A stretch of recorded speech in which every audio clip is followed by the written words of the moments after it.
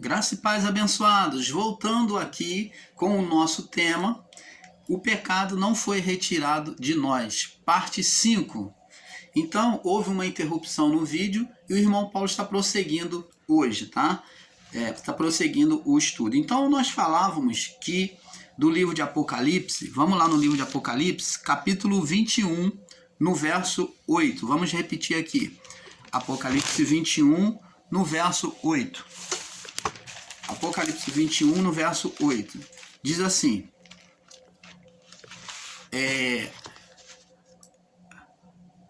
21:8 diz assim: mas quanto aos covardes, aos incrédulos, abomináveis e homicidas, os fornicadores, os feiticeiros, os idólatras e todos os mentirosos, a sua parte será no lago que arde com fogo e enxofre, que é a segunda morte. Então, vê-se aqui, abençoados, que está falando que aqueles que praticam as obras da carne, os que são carnais, já os que eram carnais, que eles não teriam direito à entrada no reino de Deus. Então eles seriam privados desse privilégio, né, de prosseguirem na sua vida espiritual, aonde a alma deles não teria esse privilégio de gozar dos bens vindouros. Agora vamos ver também no livro de Apocalipse 22, nós vimos no 21, agora vamos para o 22, no verso 15. Diz assim, 22, verso 15. Vamos ler do verso 14 em diante. Bem-aventurado aqueles que guardam os seus mandamentos, para que tenham direito à árvore da vida e possam entrar na cidade pelas portas. Que cidade? A cidade celestial, a cidade espiritual. Apesar de alguns irmãos ensinadores em graça não entenderem e não aceitarem que existe uma cidade nos céus, que existam as figuras aqui relatadas na Bíblia, que existam nos céus, que exista um trono, uma cidade, mas de fato a palavra nos revela que existe uma cidade espiritual. Porque a vida física formada por Deus foi projetada a partir de figuras que existem nos céus. Então, vamos tendo esse entendimento. E verso 15 diz assim: mas ficarão de fora os cães. Os cães, que cães são esses? São aqueles que rejeitam a palavra do Pai. São aqueles que receberam a palavra, mas eles, como cães, eles vomitam a palavra. Eles vomitam a palavra. Eles ficam, ora estão em Deus e ora sai. Ora está em Deus e ora sai. O cão, ele faz isso com o alimento. Ele come, depois ele vem vomitar e depois ele vem comer de novo. Fala dessas pessoas inconstantes, essas pessoas que não têm compromisso com Deus. Por isso que a figura do cão foi usada, como foi usada para a mulher cananeia, né? O povo pagão. Então, o povo que não se firma em Deus, que não se submete às leis de Deus. Então ficarão de fora os cães, os feiticeiros, os fornicadores, os homicidas, os idólatras e qualquer que ama e comete injustiça. Então, abençoados, vamos com sabedoria buscar entender como que se pode ensinar que o pecado foi retirado de nós, o pecado, que não existe mais pecados. É esse entendimento que o irmão Paulo está buscando combater, esse entendimento equivocado. Por quê? Porque estão ensinando aí em graça que o pecado foi retirado de nós, que não existe mais nenhuma condenação hoje, que você não peca mais diante de Deus. Estão ensinando de forma literal. Ora, o pecado foi retirado de nós, irmão Paulo? Foi retirado, mas o pecado inicial, o pecado de condenação do espírito, que impedia acesso a Deus, acesso direto aos céus. Mas Jesus veio agora ensinando para os discípulos que o reino dos céus está já estava sendo colocado dentro deles. Ele disse, não direi acerca do reino dos céus, procurando o reino dos céus. Ele está ali. Aonde é que o reino dos céus está? Ele está aqui. Eles têm que fazer isso, têm que fazer aquilo para ter o reino dos céus. Não. Jesus disse, porque o reino dos céus está dentro de vós. Então o reino dos céus agora está, quando a pessoa se olha para dentro, ela tem humildade de espírito, fala de olhar para o interior, buscar satisfazer a vontade de Deus. Olhar para dentro é olhar para a vontade do espírito. Então vemos que aí há duas consciências, a consciência da alma, que é sujeita à carne, né, que se sujeita mais à carne, e a consciência do espírito, do homem interior. Então, quando olhamos para dentro de nós, para o homem interior, então olhamos para Deus, porque o espírito humano, que é a essência divina, ele quer o que é bom. Ele busca nos levar a Deus, desejar a pátria, desejar as coisas de Deus. Então, abençoado, é isso que nós temos que entender.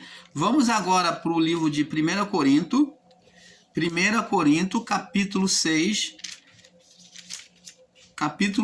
no verso 9 ao 20. 1 Coríntios 6, verso 9 ao 20. Diz assim, olha o que diz aqui, ó. Olha o que Paulo disse. Não sabeis que os injustos não hão de herdar o reino de Deus? Não erreis, nem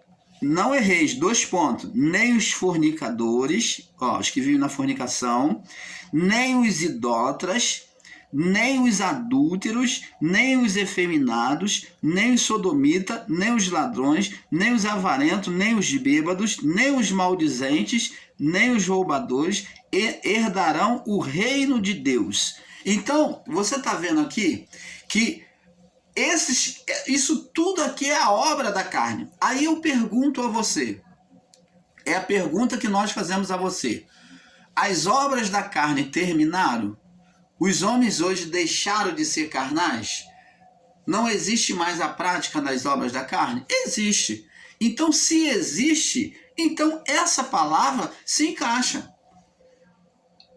O fornicador ainda existe, o roubador ainda existe, os feiticeiros ainda existem. Então, todas essas obras da carne existem.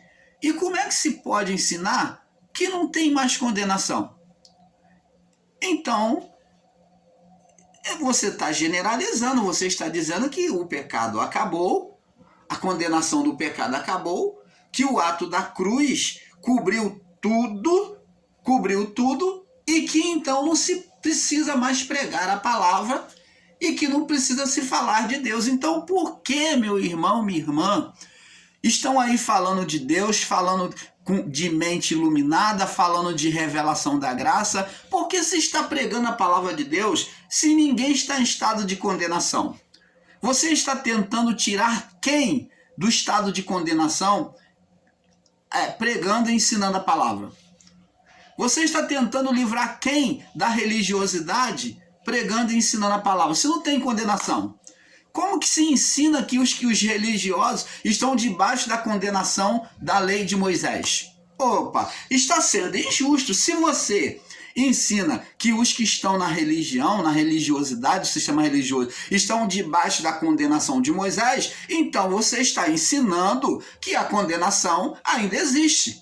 Ou a condenação foi tirada, ou ela existe. Então, para o seu bel prazer, no seu ensinamento, você diz que o pecado foi retirado. Mas você vem ensinar contra o sistema religioso, dizendo que os que estão debaixo da condenação, que estão vivendo a lei, estão debaixo da condenação de Moisés. Ora, ou foi tirado ou não foi tirado. Como é que pode?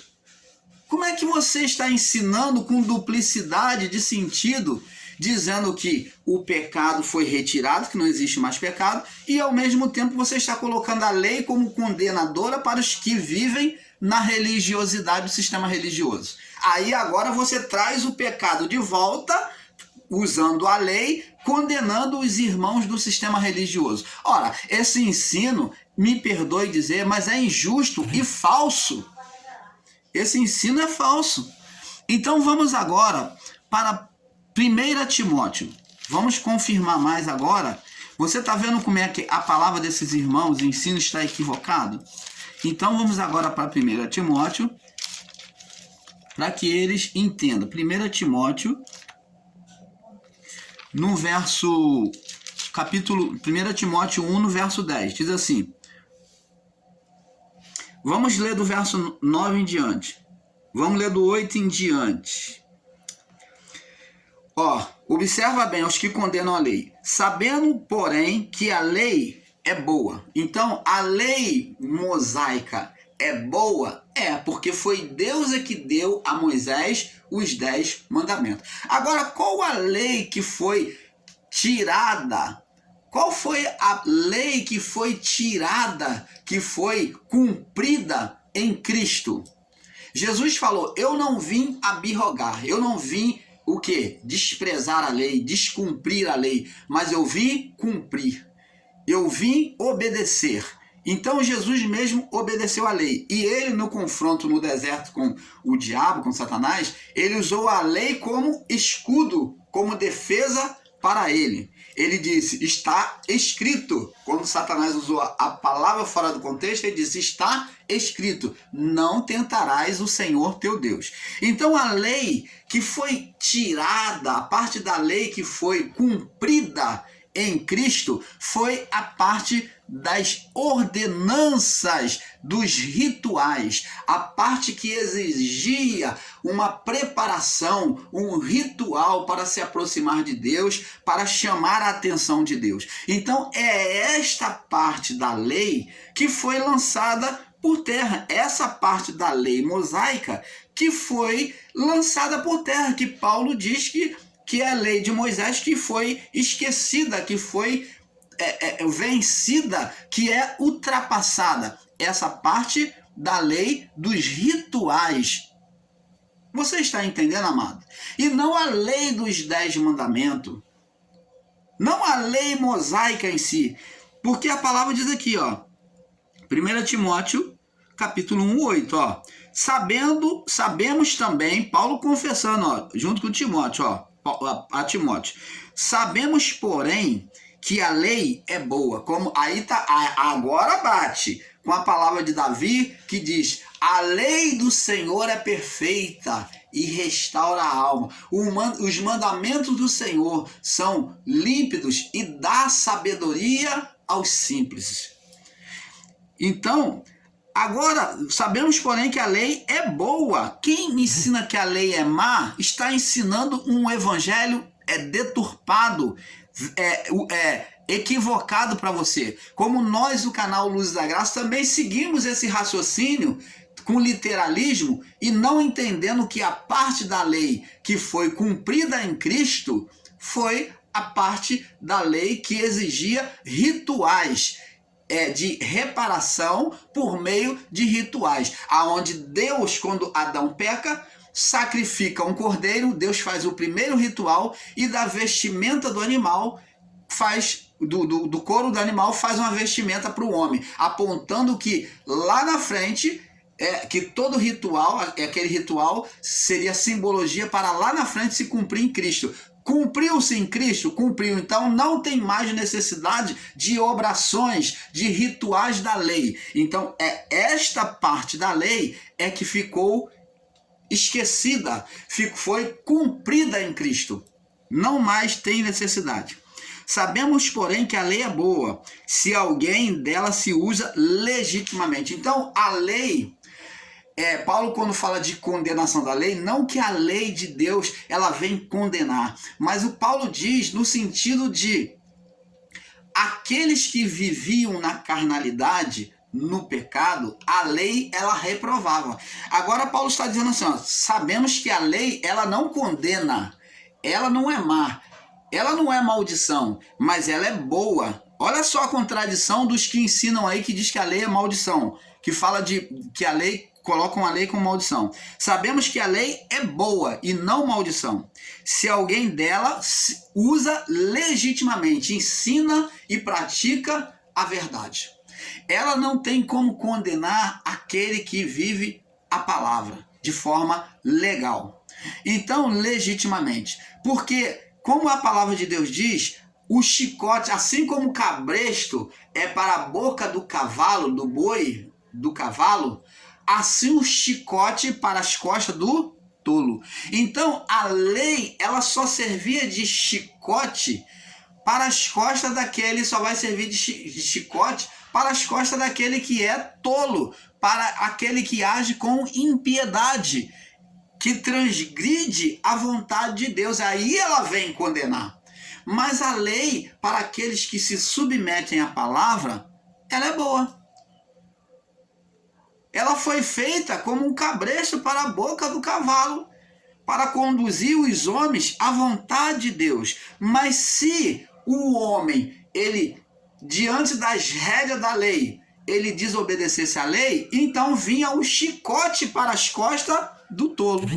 É como você bota o cabresto lá num burro, mas se ele não obedece, nem para um lado nem para o outro, aquele governante do burro que está ali pilotando aquela carroça ou aquele burro, aquele jumento, ele vai chicotear nas costas do burro, no lombo do burro, para que ele venha acertar o caminho. Você está entendendo? Assim funcionava a lei. Ela só esporeava aqueles que estavam fora da conduta da vontade do Pai. Sabendo que a lei é boa, se alguém dela usa legitimamente, se submete. Sabendo isso, que a lei não foi feita para o justo, a lei não foi feita para o justo. Porque não condena, não tem condenação sobre o justo. Porque, como disse Paulo, nenhuma condenação há para os que estão em Cristo Jesus, que se submetem a Cristo. Estão na lei espiritual. Mas para o... sabendo que a lei... me perdoe. Não foi feita para o justo, mas para os injustos. O chicote. Para os injustos e obstinados, que não se deixam ser dominados por Deus. Para os ímpios, para os pecadores, para os profanos e os irreligiosos, que não se submetem à palavra, os que não se submetem à religião, para os parricidas, que matam pai, né? E os matricidas, os que matam mãe, e para os homicidas, que matam o próximo, para os fornicadores, para os sodomitas, para os roubadores de homens, para os mentirosos, para os perjuros, para os que for contrário à sã doutrina. Eu pergunto a você, nós do canal Luz da Graça perguntamos a você, esses tipos de obra acabaram? Matador de pai, de mãe, do próximo, os roubadores, os fornicadores, os mentirosos, os perjuros, né, que cobram com agiotagem, e aqueles que agem contrário à palavra, para o que age com impiedade diante da palavra, que não quer obedecer à palavra. Acabou esses tipos de homem? E se acabou, então acabou a lei, a condenação da lei. Mas se não acabou, como que se pode ensinar que não há mais condenação da lei? Aqui está bem claro. Para o que for contrário, à sã doutrina, o que for carnal, conforme o evangelho da glória de Deus, bem-aventurado que me foi confiado. Então vamos agora entender, amado, que a condenação do pecado só é retirado na vida daquele que vive uma vida espiritual. Nenhuma condenação há para os que estão em Cristo Jesus, Romanos 8:1. Então não tem condenação espiritual. A condenação do pecado é retirado quando você vive uma vida espiritual. Aí não há condenação de pecado. Mas para aquele que é carnal, para aquele que vive uma vida carnal, a condenação de pecados existe. E quando essa pessoa vive uma vida carnal e ela então se aproxima de Cristo, ela recebe o evangelho e deseja viver uma vida correta novamente, né, diante da palavra, então deve haver uma confissão de pecado, deve haver um arrependimento. Paulo ensina que nós não deveríamos nos colocar o tempo todo debaixo das obras de arrependimento, ensinando o arrependimento de pecados. Por quê? Porque isso daí, para o que é espiritual, não tem necessidade. Não tinha que ser uma coisa contínua, porque aqueles que já são da fé não vão ficar pedindo perdão de pecado o tempo todo. Meu Deus, perdoa o meu pecado. Pecado de quê, se ele está vivendo uma vida espiritual? Por isso que Paulo disse que não teria que viver ensinando arrependimento de pecado, mas não mais ensinando arrependimento de pecado. Por quê? Porque a congregação são pessoas espirituais que não vivem mais na prática do pecado. Mas o arrependimento de pecado, o ensino de arrependimento de pecado, é somente para aqueles que vêm da carne, que saem do estado da carne para o estado espiritual. Esses confessariam os seus pecados e então passariam a viver uma vida espiritual, não mais tendo condenação. Você está entendendo? E Paulo não está ensinando que não se pode mais pedir perdão de pecado. O espiritual, aquele que é espiritual, não tem necessidade. Toda vez que vai chegar, Senhor, meu Deus e meu Pai, perdoa os meus pecados. Pecado de quê? Se você está vivendo mediante a palavra, se você está se guardando da carnalidade, do pecado. Ora, os pequenos delitos que nós cometemos já é perdoado pelo Espírito Santo, ele intercede por nós. Mas uma vida contínua no pecado, uma vida contínua num pecado repetitivo, quando existe um pecado repetitivo no irmão Paulo, aí sim o irmão Paulo se tornou escravo do pecado e ele vai ter que confessar a Deus, pedir a Deus força para sair daquela condição. Você está entendendo, amado? É a continuidade no pecado é que me torna um pecador, e não o pecar, o tropeçar. Porque esse pecado do tropeçar, quando eu estou em Cristo Jesus, o Espírito Santo intercede por nós, ele apaga esse pecado pelas obras da cruz, mas não uma vida contínua de pecado, porque os que vivem na prática do pecado, prática significa uma vida contínua de pecado, cair está sempre praticando o mesmo pecado. Então isso é vida contínua, é viver na prática do mesmo pecado. Então você se tornou refém daquele pecado, escravo daquele pecado. Então esse pecado que você tem que se desprender, essa carnalidade que você tem que buscar se desprender, deve confessar o seu pecado. Por isso que Davi disse, enquanto me calei os meus pecados, os meus ossos se secaram. Você tem que admitir diante de Deus que você não tem tido força, pedir força ao Pai e então buscar sair desse pecado. Você está entendendo, amado? Então, para entendermos sobre a condenação, temos que enxergar de pecado, temos que enxergar que o homem foi formado de duas naturezas. Vamos lá. Entenda bem, abençoados, o homem foi formado de duas naturezas. A natureza física, que veio do pó da terra, tornou-se carne, e a natureza espiritual, onde Deus colocou a ele escolhas, né? Árvores para escolher.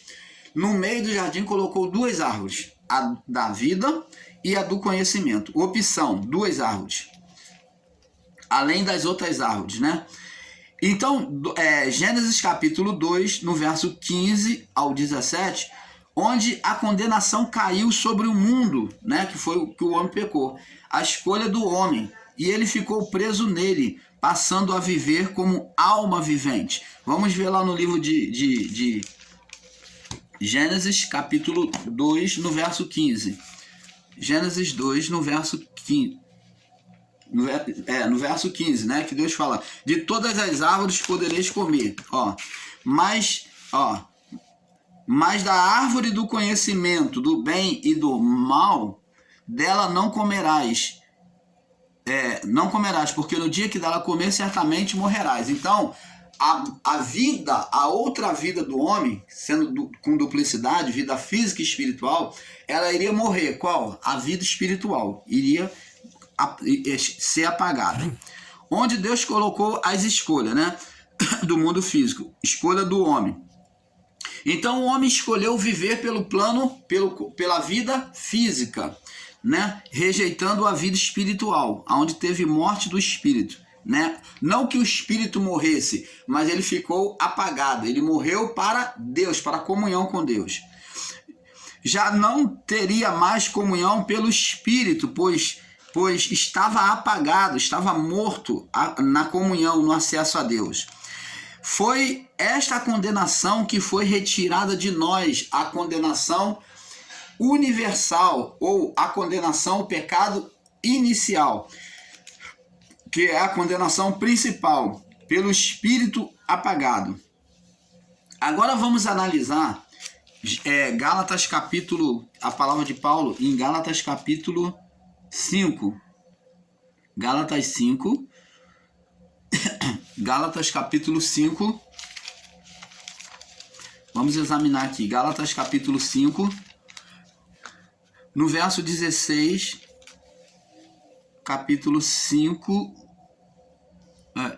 16 ao 21. Diz assim: digo, porém, andai em espírito e não cumprireis a concupiscência da carne. Então, a carne continua a existir no homem? Continua. E como é que se diz que não existe pecado?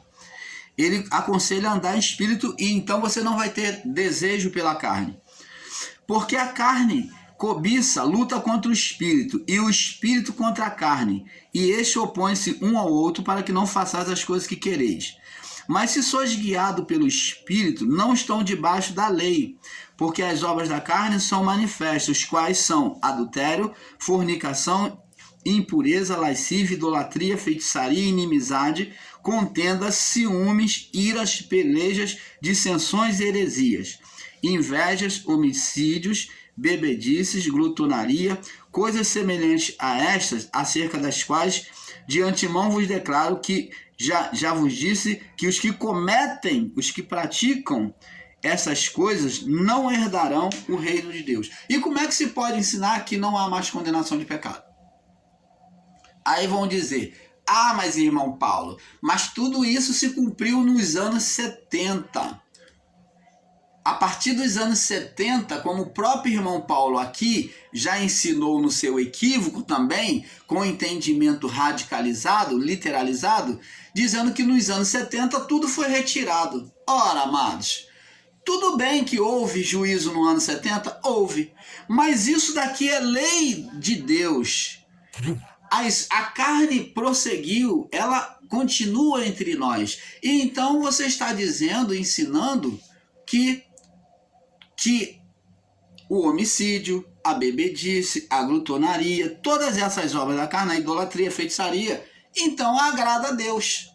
Se agrada a Deus, o que nós estamos fazendo aqui? Se agrada a Deus, o que o homem está fazendo? O que você, ensinador em graça, está ensinando aí a palavra do Pai? Não tem necessidade. Então é um ato de hipocrisia, você está sendo contradigente. Como é que se pode dizer que foi retirado o pecado, mas você diz que os que estão no sistema religioso estão debaixo da maldição da lei? Ora, se existe ainda a maldição da lei, então existe condenação. E como é que você ensina que foi tirada a condenação e você ao mesmo tempo condena os que estão no sistema religioso, que estão debaixo da maldição da lei? Ora, você está vendo a contradição? Se existe a maldição da lei, a condenação da lei para os que estão no sistema religioso, então existe a lei do pecado. Você está vendo a contradição dos irmãos que estão ensinando aí em graça? Eles diz que o pecado não existe, mas existe a condenação da lei para os irmãos do sistema religioso. Ora, Se não existe mais condenação de pecado, então não existe condenação da lei.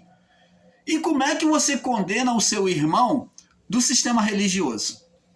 Opa! Canal Luzes da Graça, trazendo a iluminação da palavra do Pai.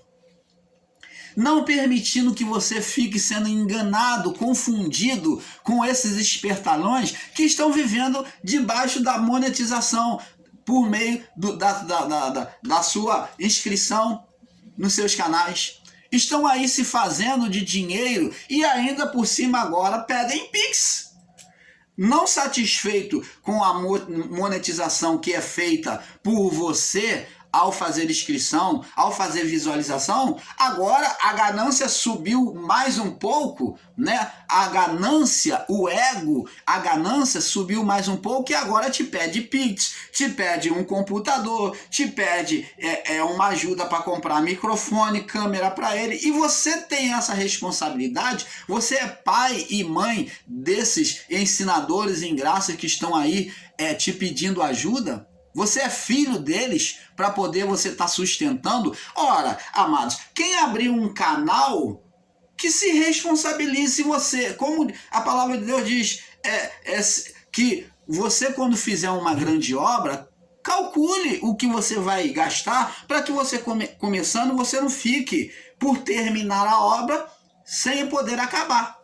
Jesus contou essa parábola do edificador, que tem que fazer o cálculo. Se você não pode, então por que você abre um canal? Se você não tem condição, se você abriu em condição humilde, permaneça naquela condição humilde até Deus te dar o recurso. E não você ficar mendigando, pedindo ajuda no canal, pedindo ajuda às irmãs e os irmãos, como se colocando sobre eles fardo para te ajudar, como se eles fossem seu pai, sua mãe ou alguma coisa sua.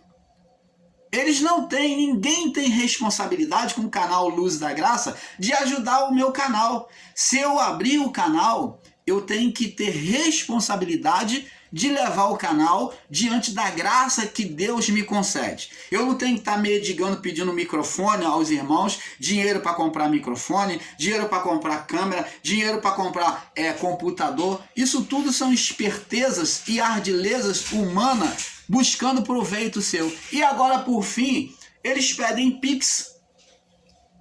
Pede seu Pix. Para você, além de você ajudar na monetização, além de você ajudar na inscrição, que gera monetização, dinheiro para eles, que é um bom dinheiro do YouTube, quanto mais inscrição, então agora te pedem Pix. Olha que injustiça, amados. Olha como é que você virou uma massa de manobra na mão dessas pessoas. Então, não tem nenhuma diferença os ensinos da graça para os ensinos do sistema religioso. Porque tá uma parafernália de engano. Né? Nós vamos passar agora para a parte 6, né? Vamos pular aí para a parte 6. Mas tá uma parafernália. E nós, irmãos,